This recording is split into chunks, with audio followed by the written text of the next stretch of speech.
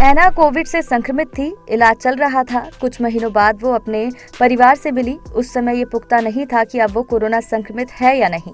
जब वैज्ञानिक ने उनसे पूछा, उसकी जांच की, तो उसने बताया कि वो अपने पिता की आवाज किसी और के चेहरे से आते सुन रही थी। जो चेहरा सामने था वो उसके पिता नहीं थे। मार्च 2020 में कोविड-19 संक्रमण से पहले ऐना सबके चेहरे सामान्य तरीके से पहचान रही थी। संक्रमण के कुछ दिन बाद वो ठीक होने लगी, लेकिन कुछ ही महीनों के बाद वह फिर बीमार पड़ी। तब से उसे चेहरे पहचानने में दिक्कत हो रही है। वैज्ञानिक इसे फेस ब्लाइंडनेस कहते हैं।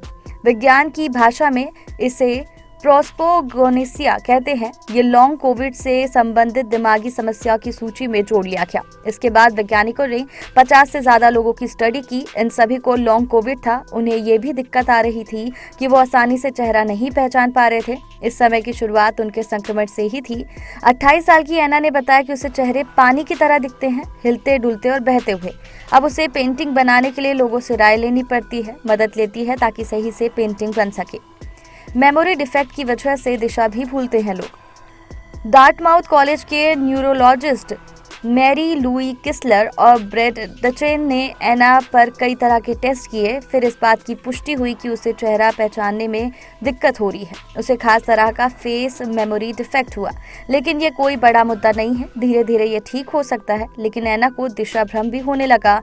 वो नेविगेशन में परेशान होने लगी। जो रास्ते उसे याद रहते थे, अब उसे GPS लगाना पड़ता है।